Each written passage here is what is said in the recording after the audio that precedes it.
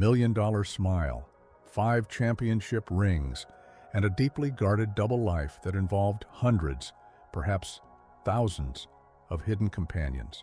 The world worshipped Earvin "Magic" Johnson as the flawless god of 1980s basketball, a towering titan who seemingly had the universe wrapped around his finger. But behind the heavy doors of his exclusive California mansions, a staggering secret was quietly ticking like a biological time bomb. When he stepped before a battery of flashing cameras in the autumn of 1991, he didn't just abruptly halt a breathtaking career at its absolute peak, he violently shattered a global illusion.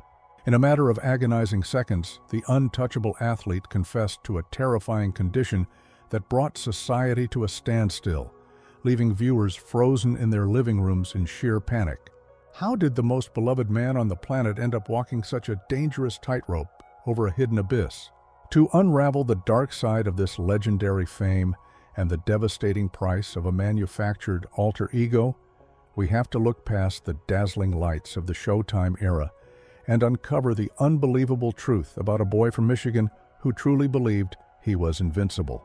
At just 15 years old, a local sports writer bestowed upon a talented high school kid a nickname that would become both his greatest blessing and his most inescapable curse. They called him Magic. It sounded like a fairy tale, a golden ticket to a life of unimaginable privilege. But what no one tells you is how incredibly heavy a manufactured alter ego can be for a teenager trying to figure out who he is. Earvin Johnson was a boy from a large, hard-working family, suddenly expected to perform actual miracles every single time he stepped onto the polished wood of the gymnasium. The name demanded perfection. It demanded an eternal glowing persona that never showed weakness, never showed fatigue, and never showed fear. This immense psychological pressure forced him to split his identity in two. There was Earvin, the quiet kid who just wanted to play a game, and there was Magic, the dazzling entertainer who belonged to the hungry public, and the public was ravenous. Even in those early high school and college years, the sheer volume of attention was intoxicating and overwhelming. Young women were drawn to him like moths to a flame, willing to go to unbelievable lengths just to share a fleeting moment with the rising phenomenon.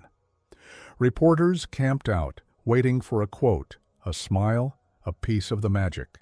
He was swimming in a sea of adulation, a dangerous current that told him he was special, different, and exempt from the normal rules that governed ordinary people. He was young, wildly successful, and suddenly realizing that his talent was a master key that could unlock any door he desired. The adoration was an addictive thrill, setting a dangerous precedent for what he would come to expect from life. Every victory, every screaming fan, every headline only inflated the glittering balloon of his invincibility. And with this dangerously inflated sense of self, this young man packed his bags and headed straight into the belly of the beast. He was about to step into a neon-lit arena where temptations were not just offered, but aggressively pushed upon the rich and famous. The year was 1979, and Los Angeles was a city practically vibrating with excess and unapologetic indulgence. For a young, inexperienced rookie, relocating to the City of Angels was like stepping onto another planet. This was a place where morality was completely flexible, and the nightlife was an endless, swirling vortex of luxury and hidden vices. The atmosphere of California in that era was thick with the scent of expensive cologne, luxury leather interiors, and the quiet clinking of crystal glasses in dimly lit VIP lounges. It was an environment perfectly designed to test the willpower of a saint, let alone a 20-year-old athlete who had just been handed the keys to the kingdom. His adaptation to this exclusive, secretive world of the elite was frighteningly rapid. The traditional boundaries of right and wrong simply vanished when you were the savior of the city's beloved basketball franchise. Veteran players and smooth-talking agents showed him the ropes, introducing him to a hidden society where any craving could be satisfied with a discreet phone call. It was a golden cage lined with velvet, and paved with staggering wealth. He quickly learned that his star status granted him total immunity. No lines to wait in, no velvet ropes he could not cross, and seemingly no consequences for his actions. The dizzying heights of his newfound power blurred the lines of what was permitted. When society treats you like royalty, offering you a platter of endless forbidden fruits, it takes an iron will to politely decline. And as the nights grew longer and the parties grew wilder, the young star embraced the intoxicating freedom of his new reality. He was riding a soaring wave of euphoria, believing he could balance the grueling demands of a professional athlete with the reckless abandon of a nightlife king. But while the city seduced him with its glittering promises, a massive storm was brewing on the horizon, taking the shape of a relentless rival who would push his mind and body to the absolute breaking point. The 1980s belonged to a colossal clash of titans, a bitter psychological war that drained Irvin Johnson not just physically, but deep within his soul. Across the country, wearing the green uniform of Boston, stood his ultimate nemesis, a player who matched his sheer brilliance step for step. This legendary rivalry with a man who was his exact opposite created an environment of suffocating, relentless stress. It was not merely about winning a championship. It was an all-consuming obsession, a manic drive to utterly dismantle the opposition. The crushing weight of these expectations meant that when the final buzzer sounded, the roaring adrenaline coursing through his veins did not simply evaporate. It violently demanded a new outlet. Sports analysts and close friends often whispered about the hidden toll this gladiatorial combat took on his mental state. The grueling practices, the bruised ribs, and the sheer exhaustion were nothing compared to the terrifying silence of a hotel room after a monumental victory or a crushing defeat. To silence the echoing pressure in his head, he began seeking dangerous comforts far beyond the painted lines of the basketball court. The intense, almost predatory aggression required to dominate the hardwood slowly began to transform. It morphed into an insatiable thirst for extreme thrills in his private hours. He needed to feel that same intoxicating rush of power, that same blinding high of conquering an opponent, but now he was seeking it in the velvet-lined shadows of the city's most exclusive venues. This dangerous psychological pivot was the spark that ignited a blazing fire of indulgence. He was no longer just escaping the pressure. He was actively hunting for a way to maintain the illusion of absolute dominance. And as he sought this elusive high, he accidentally birthed an era of sports entertainment so extravagant, so drenched in wealth and privilege, that it continues to generate the most unbelievable and scandalous rumors to this very day. Imagine an arena where the smell of expensive champagne completely overpowers the scent of athletic sweat.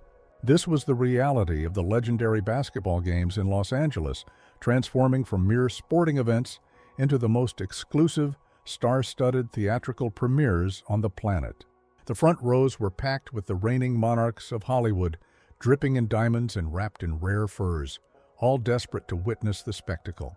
And right at the absolute center of this dazzling carnival of vanity stood Magic, the undisputed conductor of a multi-million-dollar symphony. He was not just playing a game. He was directing a magnificent, high-octane performance that left the wealthiest spectators begging for more. This was an environment deliberately designed to construct a colossal illusion of complete invulnerability. When you are generating millions of dollars a night, surrounded by A-list celebrities who hang on your every word, reality begins to heavily distort. The massive contracts and the fanatical, almost religious adoration from the crowds built an invisible fortress around him.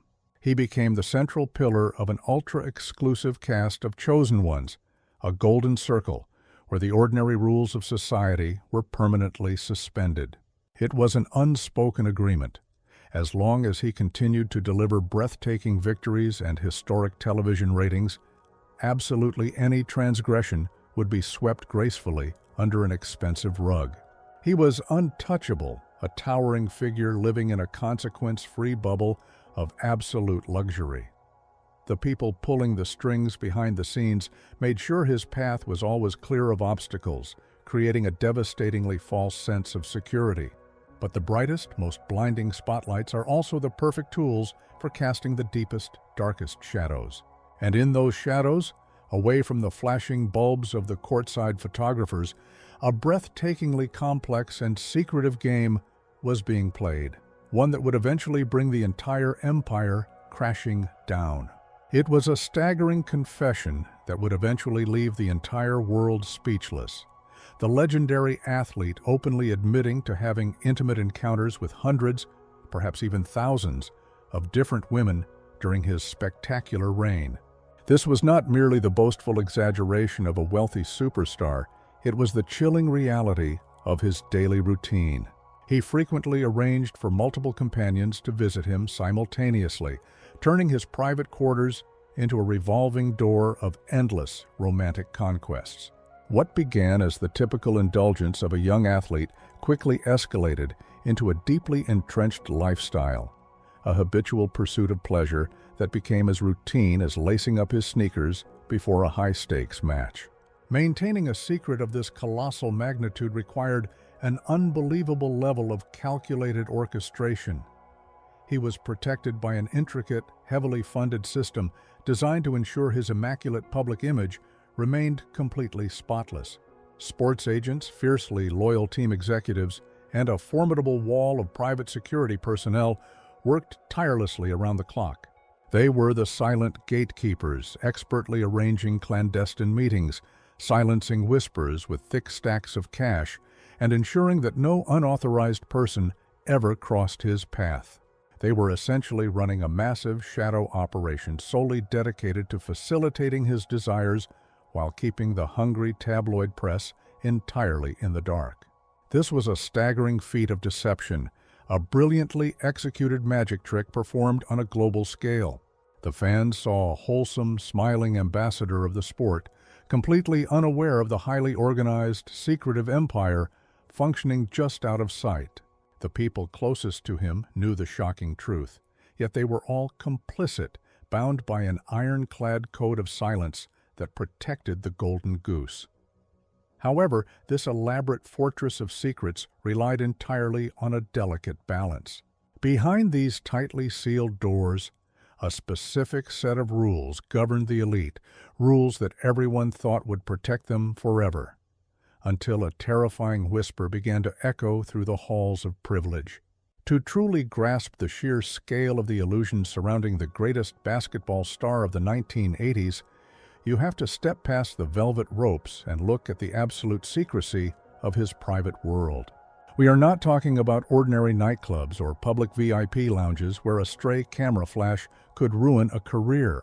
We are talking about colossal, fortress-like mansions hidden deep within the sprawling hills of California, secured by towering iron gates and fiercely loyal bodyguards. These were strictly confidential gatherings, meticulously curated events where the word no simply did not exist.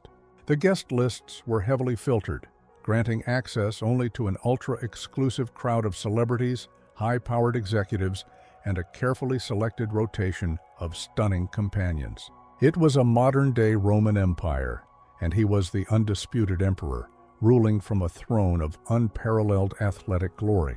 Insiders and former associates from that golden era have occasionally whispered about the unspoken ironclad code of conduct that governed these opulent knights.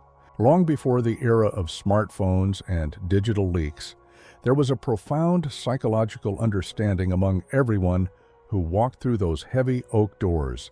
What happened inside stayed inside, buried under layers of expensive champagne and terrifying legal threats. The sheer magnitude of his wealth and his godlike status in the city created a dangerous psychological bubble. He and his inner circle operated under the deeply flawed assumption that millions of dollars could purchase permanent immunity from the consequences of their actions. They firmly believed that their dazzling success was a magical shield, protecting them from the grim realities that governed ordinary people. This environment of total, unquestioned permissiveness nurtured a chilling arrogance. The star was surrounded by professional enablers, men whose entire livelihoods depended on keeping their golden goose relentlessly happy and thoroughly distracted. Every whim was catered to, every potential scandal was suffocated with thick envelopes of cash before it could even reach a tabloid editor's desk. It was an incredibly sophisticated machine built solely to facilitate a secret double life. However, while they were busy barricading the doors against journalists and curious fans, they were entirely oblivious to a much darker, silent threat that was slowly creeping through the highest echelons of society. An invisible predator was already inside the city limits, and it did not care about bank accounts, championship rings, or legendary smiles. To understand the absolute shock of what was to come, we must immerse ourselves in the chilling atmosphere of the middle to late 1980s. A mysterious, terrifying immune condition had begun to cast a long, dark shadow over the glittering landscape of America. At first, it was spoken about only in terrified whispers, a phantom menace that seemed completely disconnected from the bright, healthy world of professional sports. The wealthy elite, the Hollywood royalty, and the athletic superstars viewed this creeping devastation as a tragic headline that belonged to an entirely different universe. The prevailing mindset of the era was incredibly naive. If you were rich, if you were a supreme physical specimen possessing a body carved from granite, you were inherently safe from such unimaginable horrors. Yet the ominous signs were slowly beginning to multiply. Tragic rumors began to circulate through the country clubs and exclusive restaurants as prominent figures in the entertainment industry quietly slipped out of the public eye, their sudden absences explained away by vague statements about exhaustion or rare flus. The invisible net was tightening, drawing closer to the untouchable cast of celebrities. But the great champion, blinded by the blinding glare of his own invincibility, completely ignored these terrifying red flags. According to close confidants, he continued to navigate his secret nocturnal life with the reckless abandon of a man who believed he could simply outrun any opponent, whether on the hardwood or in the shadows. He placed a blind, fatal trust in his phenomenal physical luck. Why would a man who could play 48 minutes of grueling, high-altitude basketball even entertain the thought of physical vulnerability? His body was a billion-dollar instrument, fine-tuned to absolute perfection, capable of withstanding the most brutal physical punishment imaginable. The very idea that a microscopic, silent invader could dismantle this masterpiece was entirely inconceivable to him. He carried on, flashing that trademark million-dollar grin, shaking hands with presidents, and ruling the nightlife, completely unaware that his own choices had already set a devastating biological time bomb ticking. And that invisible clock finally struck zero during the most mundane, ordinary afternoon imaginable. The autumn of 1991 began like countless others before it, filled with the squeak of brand-new sneakers on polished wood and the heavy anticipation of another championship run. It was supposed to be a standard, utterly forgettable preseason. As part of a routine requirement for a massive life insurance policy demanded by the franchise, the team's shining star submitted to a standard blood test. It was a minor inconvenience, a quick prick of a needle, before getting back to the grueling business of dominating the league. He gave his sample without a second thought, his mind already racing ahead to the upcoming matches, defensive strategies, and the glittering parties waiting for him on the weekend. But then came the terrifying silence. Days passed, and the routine medical clearance did not arrive. Instead, a heavy, suffocating tension began to quietly permeate the front office.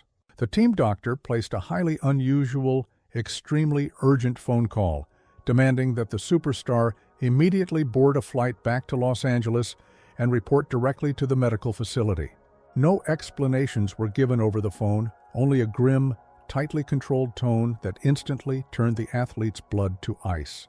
Walking into that sterile, blindingly white doctor's office, the legendary point guard was suddenly stripped of all his power. He was no longer the undisputed king of the city. He was just a frightened, terribly vulnerable man, about to receive news that would permanently fracture his reality. The doctor looked him squarely in the eyes and delivered the crushing, life-altering diagnosis. The virus was in his system. His immune health was severely compromised. In a fraction of a second, the glittering empire of Showtime, the roaring crowds, and the endless string of illicit romances were completely incinerated. The man whose entire identity was built on possessing the most resilient, magical body in the world was told that his own blood had betrayed him. The psychological devastation of that single moment in the doctor's office is almost impossible to quantify. His first frantic, agonizing thought was not about his basketball legacy or his immense wealth, but about the woman waiting for him at home, his newlywed wife, who was carrying their unborn child. A staggering secret of this magnitude could not be hidden behind closed doors for long, and he knew he had to step into the unforgiving light to deliver a message that would traumatize the globe. On the 7th of November, 1991, the bustling metropolis of Los Angeles collectively held its breath. The press conference room at the Great Western Forum was packed to the absolute bursting point, filled with hardened journalists who suddenly found themselves grappling with an overwhelming sense of dread. When the towering point guard walked onto that small stage, wearing a sharp, dark suit instead of his iconic gold and purple uniform, the silence was absolutely deafening. He flashed that trademark billion-dollar smile, but the edges were heavily frayed, betraying a profound, heavy sorrow that no amount of charisma could conceal. He stepped up to the battery of microphones and delivered a statement that violently shattered the illusion of athletic invincibility forever. The words hung in the stale air of the room like a physical weight. He confessed that he had contracted the terrifying virus and, effective immediately, was forced to step away from the game he loved more than life itself. In the span of a few agonizing minutes, the invincible gladiator was transformed into a profoundly vulnerable human being.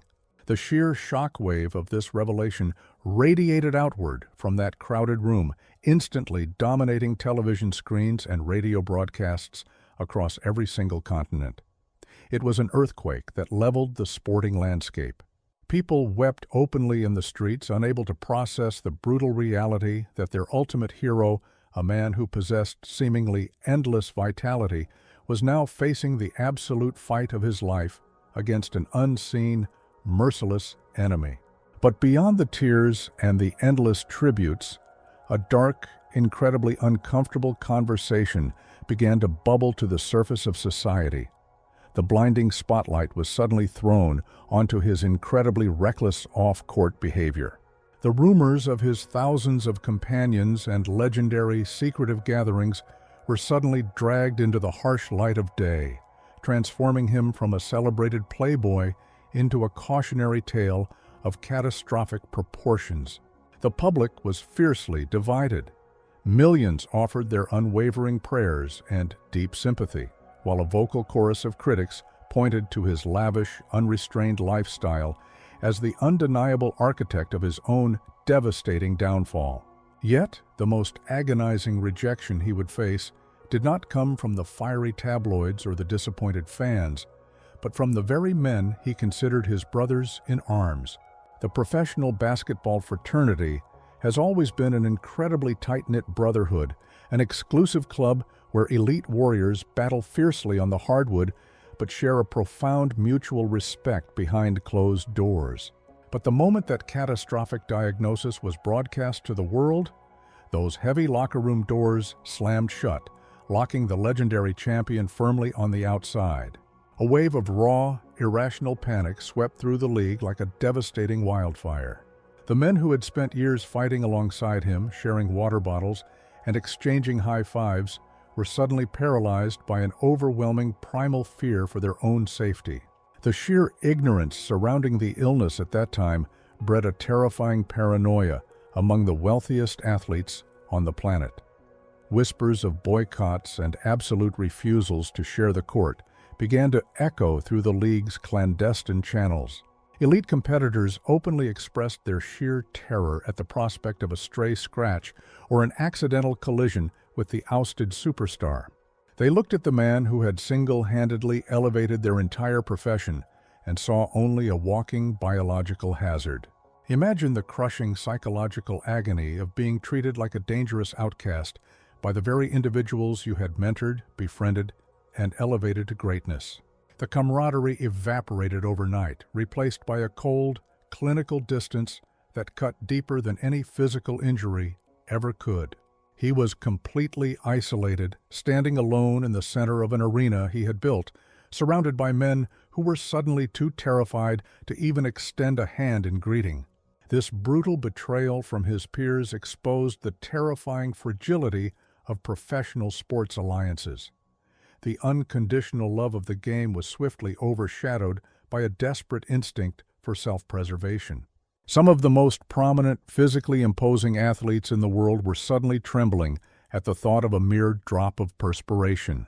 The league management scrambled behind the scenes, desperately trying to educate their panicked rosters while simultaneously managing the greatest public relations nightmare in the history of modern athletics. Yet, while his professional family turned their backs in fear, a completely different, infinitely more profound drama was unfolding within the absolute privacy of his own home, testing the absolute limits of a sacred vow. If the public revelation was an international catastrophe, the private confession was a deeply intimate apocalypse. We have to look at this tragedy through the utterly devastated eyes of his wife, Cookie. They had been married for just a fleeting 45 days, a spectacular celebration of love that was supposed to be the glorious beginning of a fairy tale life. To compound the overwhelming emotional stakes, she was also carrying their very first child. When her husband sat her down in the quiet sanctuary of their luxurious estate to deliver the horrific news, the ground completely vanished from beneath her feet. In a single, breath-stealing instant, her dreams of a happy golden future were violently replaced by the terrifying prospect of losing her husband and potentially facing the exact same grim diagnosis herself. The psychological torment she endured in those first few agonizing days is almost beyond human comprehension. The man she deeply loved had not only contracted a highly stigmatized and frightening ailment, but the very nature of the illness was a brutal, undeniable confirmation of his countless secret betrayals. She was suddenly forced to confront the staggering reality of his double life, the thousands of whispers and the endless parade of hidden companions that had ultimately brought this disaster to their doorstep. The sheer humiliation and the crushing fear for the safety of her unborn baby would have broken almost anyone. Friends and advisors quietly whispered that she should pack her bags, flee the glaring media circus, and save herself from the rapidly sinking ship. Yet, in a display of unimaginable emotional fortitude, she made a decision that fundamentally altered the trajectory of this entire saga. Instead of walking away from the shattered ruins of their marriage, she chose to stand firmly by his side, facing the flashing cameras and the relentless judgment of the entire world. Her unwavering loyalty became a powerful beacon of hope, completely shifting the narrative from a scandalous tale of a fallen idol to a profound story of unconditional support and fierce resilience. Her staggering courage in the face of absolute despair provided him with the crucial strength he desperately needed. But a champion of his caliber simply could not sit quietly in the shadows, and a burning desire for ultimate redemption was about to trigger an international political firestorm. The sheer audacity of his next move sent an unprecedented shockwave through the international sports community. It was 1992, and the United States was assembling a legendary roster of basketball titans, a terrifyingly dominant squad destined for the global stage in Spain. But when the ousted superstar announced his unwavering intention to join this elite group, a massive, unprecedented political firestorm instantly erupted. We are not just talking about angry letters from concerned fans. We are talking about fierce, high-level diplomatic protests from foreign nations. Opposing teams from across the globe were absolutely paralyzed by the terrifying prospect of facing him on the hardwood. Foreign athletic federations openly demanded his immediate removal, citing the terrifying unknown risks of physical contact during a fiercely competitive international tournament. Imagine the crushing psychological weight of carrying the hopes of your nation while simultaneously being treated as an international biological threat. Behind the impenetrable walls of the team's heavily guarded training facilities, an incredibly tense and secretive atmosphere prevailed. While the rest of the squad focused on complex offensive plays, his daily routine was heavily intertwined with highly classified medical consultations and rigorous, exhausting treatments kept entirely hidden from the probing lenses of the global media. He was driven by a burning, almost fanatical desire to prove to his skeptics, and perhaps more importantly, to himself, that the legendary magic had not completely vanished. He wanted to demonstrate that he could still orchestrate a breathtaking symphony on the court, defying the grim whispers that had already written the final chapter of his athletic legacy. His sheer force of will propelled him onto that global stage, and the resulting performance was nothing short of an absolute masterclass in athletic dominance. The world watched in stunned fascination as he effortlessly navigated the court, flashing that million-dollar smile while securing a spectacular gold medal. It was a magnificent, overwhelming triumph of the human spirit over unimaginable adversity.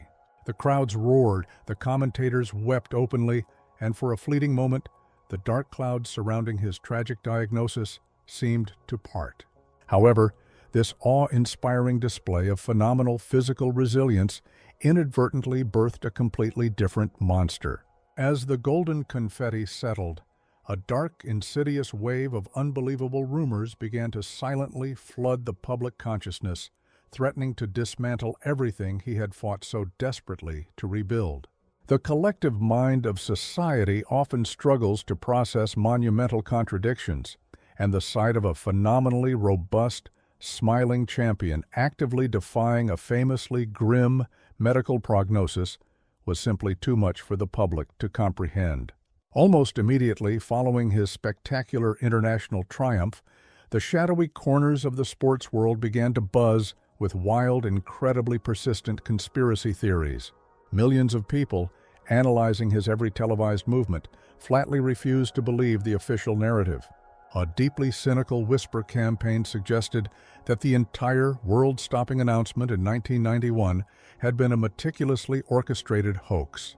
Some claimed it was a staggering publicity stunt designed to forcefully drag a terrifying social issue into the glaring spotlight of mainstream media, using the most famous face on the planet as a willing, sacrificial lamb.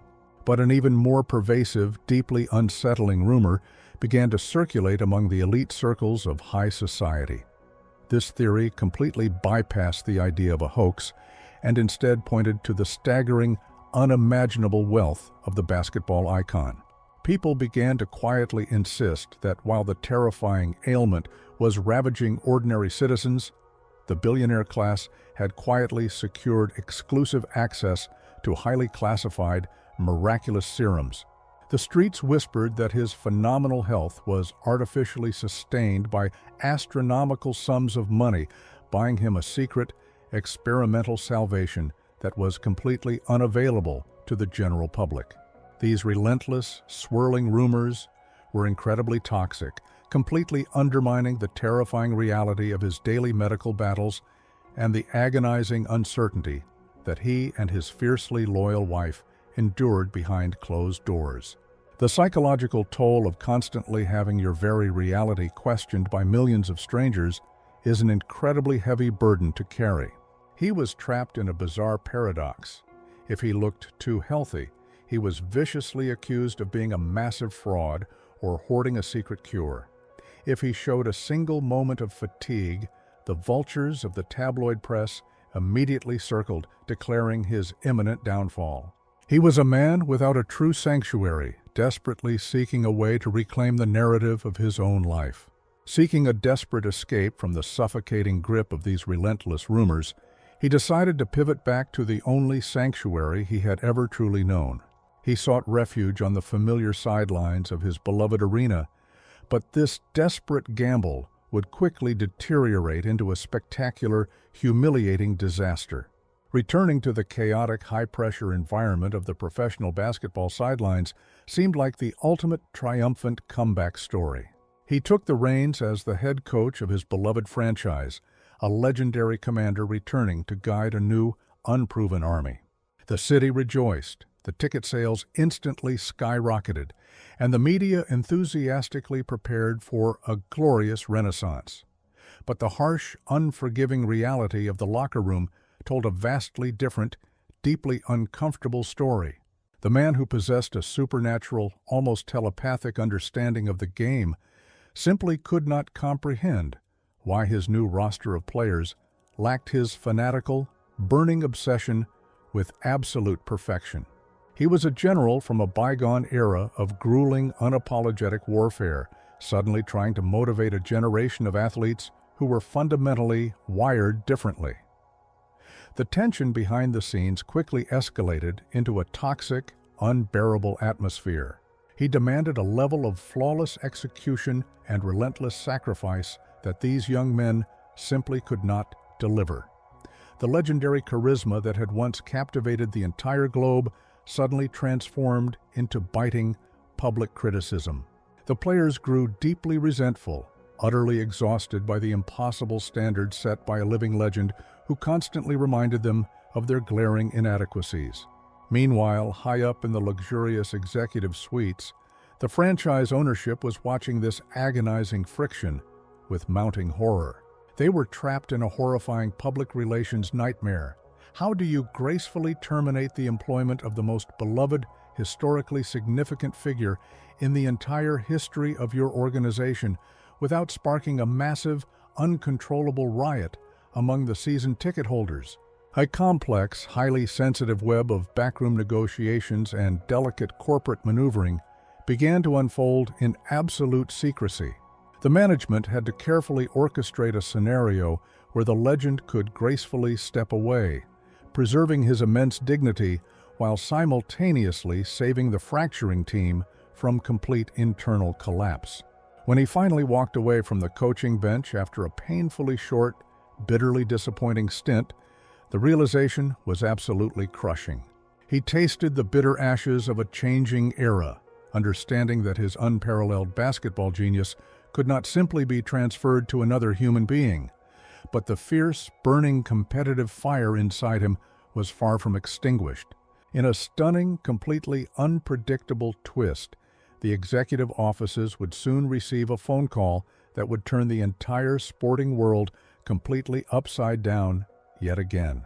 The sheer, agonizing weight of an unfinished symphony can drive a legendary artist to the brink of madness, and for the greatest playmaker the game had ever seen, the abrupt, forced conclusion of his career was an open, bleeding wound.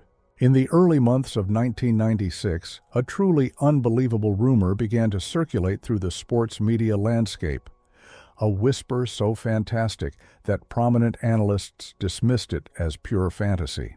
But the burning, unquenchable competitive fire inside him had never actually extinguished. It had simply been simmering under the surface, waiting for the perfect moment to ignite into a blazing inferno once again.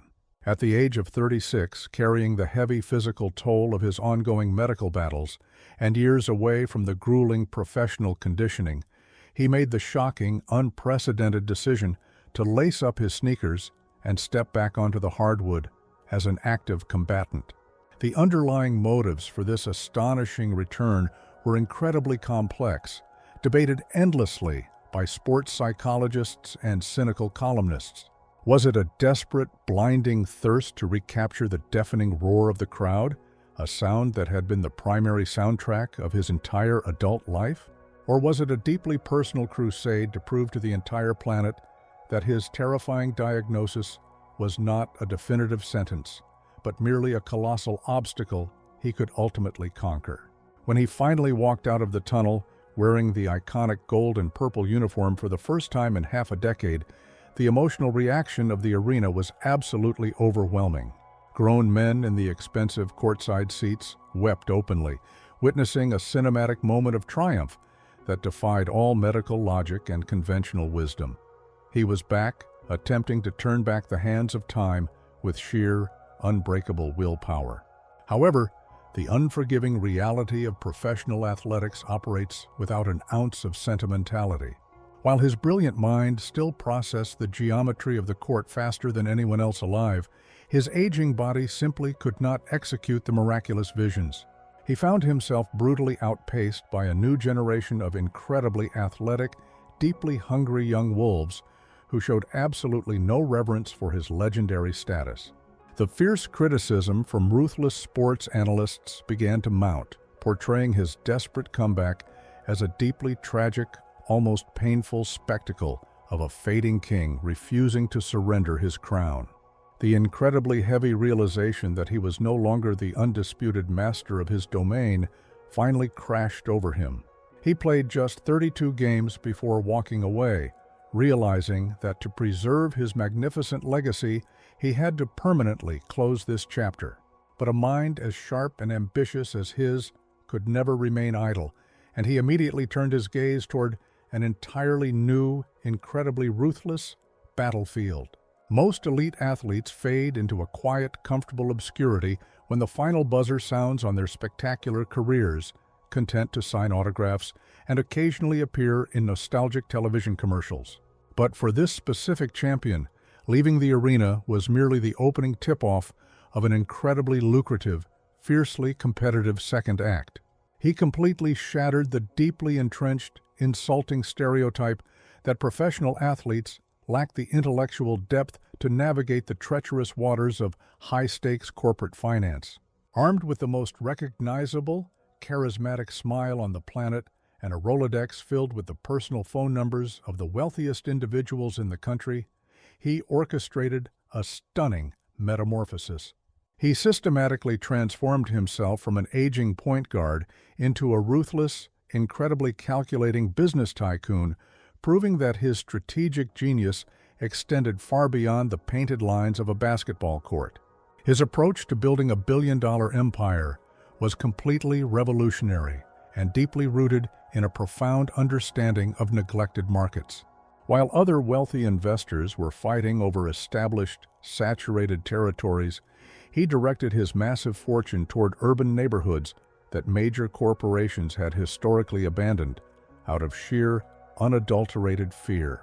He forged groundbreaking partnerships with massive entertainment conglomerates and premium coffee franchises, aggressively building state-of-the-art movie theaters and retail centers in areas that desperately needed economic revitalization. It was an absolute masterstroke of intuitive business acumen. The wealthy corporate executives who initially sat across the boardroom table expecting a naive, easily manipulated former athlete were completely blindsided by his cold, analytical intellect and his razor-sharp negotiating skills. This staggering financial success served as a powerful, undeniable vindication. He had taken the agonizing ashes of a tragically shortened athletic career and forcefully molded them into a sprawling, impenetrable fortress of generational wealth. He became a titan of industry, a prominent figure whose influence dictated massive urban development projects and shaped the economic landscape of entire cities. He had seemingly conquered every single obstacle the universe had thrown into his path, securing a legacy of immense power and untouchable prestige. However, while his bank account swelled to unimaginable proportions and his corporate empire expanded across the nation, a deeply personal, incredibly public storm was quietly gathering right inside his own heavily guarded home, threatening to challenge everything he believed about legacy and tradition. The global sports community is notoriously traditional, functioning as an incredibly conservative brotherhood where rigid, unyielding expectations of masculinity have always reigned absolutely supreme. For a man who had spent his entire life dominating this fiercely macho environment, establishing a legacy built on raw physical dominance and traditional family imagery, the ultimate test of his character did not come from an opposing team or a medical diagnosis. It came from his own bloodline. When his son stepped out of the protective shadows of their luxurious estate and into the unforgiving, blinding glare of the paparazzi wearing bold, highly provocative outfits, the conservative sports world collectively gasped in absolute shock. The tabloids instantly exploded, splashing sensational headlines across their front pages, viciously dragging the legendary family back into the chaotic center of the public arena.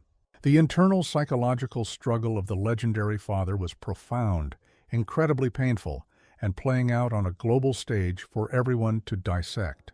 He was a product of a deeply old-school, rigid culture, completely blindsided by a reality he fundamentally did not understand and initially struggled deeply to accept. Insiders whispered about the agonizing tension behind closed doors, the explosive arguments, and the heartbreaking period of cold denial. The fiercely proud patriarch was suddenly forced to navigate a terrifying collision between his unconditional, boundless love for his child and the harsh, relentless judgment of his incredibly conservative peers. The ruthless gossip columnists circled like vultures, eagerly anticipating a massive public family fracture that would permanently tarnish the pristine, carefully curated image of the billionaire businessman. But the true measure of a legendary figure is not found in their moments of absolute perfection, but in how they navigate their most profound discomfort. In a deeply emotional, incredibly vulnerable evolution that played out over several agonizing years, he slowly dismantled the towering walls of his own deeply ingrained prejudices. His eventual fiercely public embrace of his son's unconventional path was a staggering, groundbreaking moment that shattered decades of rigid sports conventions. He transformed a sensational tabloid scandal into a powerful, enduring lesson of unconditional acceptance, completely redefining what it meant to be a role model in the modern era.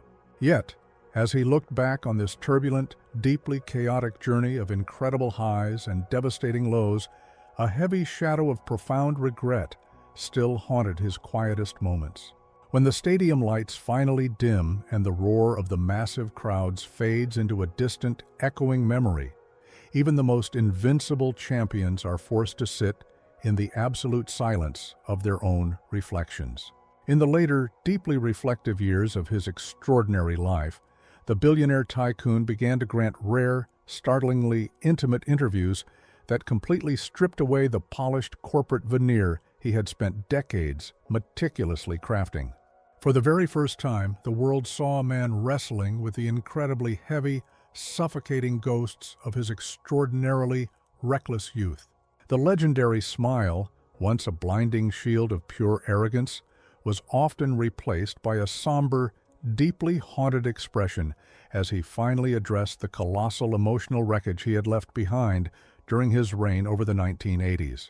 He began to openly speak about the profound, agonizing regret of treating human beings as disposable commodities in his relentless, insatiable pursuit of temporary pleasure.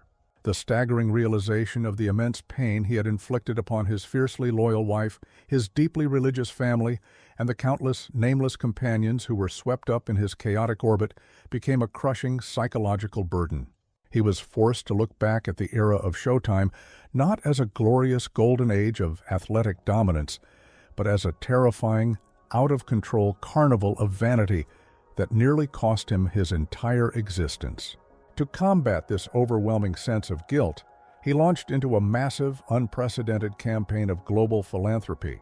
He poured hundreds of millions of dollars into neglected communities, fiercely advocating for awareness of the terrifying immune condition that had permanently altered his destiny.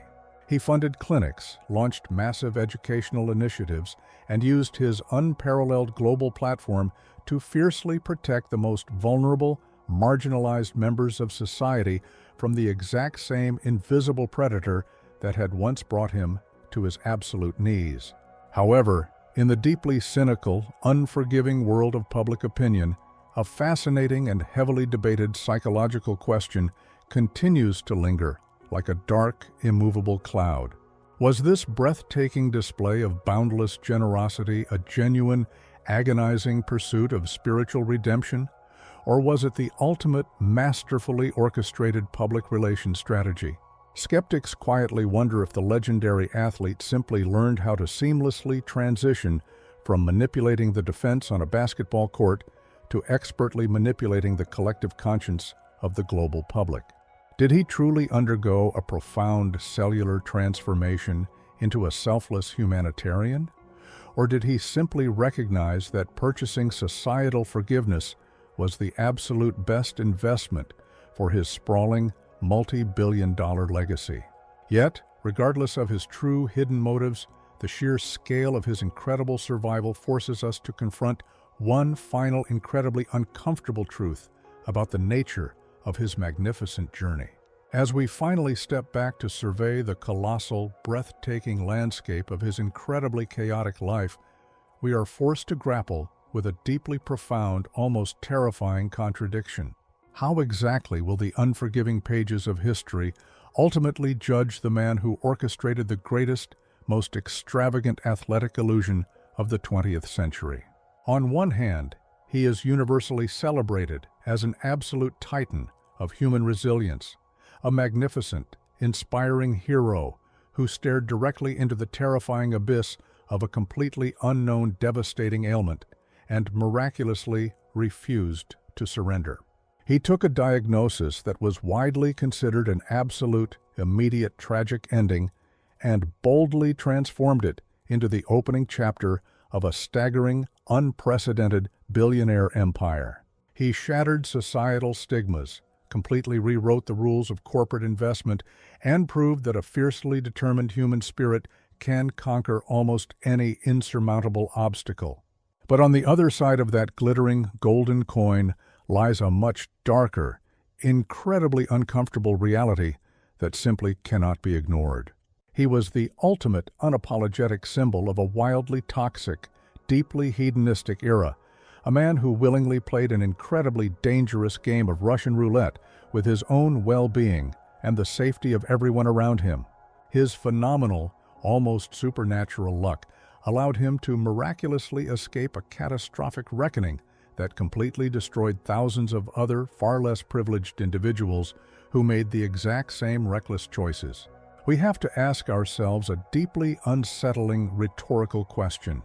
If that fateful, terrifying phone call from the team doctor had never happened in the autumn of 1991, where would his insatiable, runaway lifestyle have ultimately led him?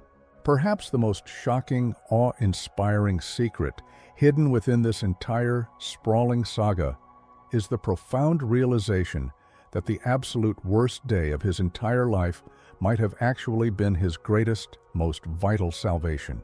That devastating medical diagnosis, the catastrophic event that violently ripped him away from his beloved arena and completely shattered his invincible public image, was the brutal, unforgiving wake-up call that violently pulled him back from the absolute edge of a bottomless cliff. It forced a completely out-of-control idol to finally look in the mirror and completely rebuild his shattered foundation from the ground up. In the end, the most astonishing, breathtaking magic trick Irvin Johnson ever successfully executed was not a blind pass on the hardwood or a massive corporate acquisition. It was the miraculous, highly improbable act of surviving the terrifying, destructive flames of his own extraordinary brilliance.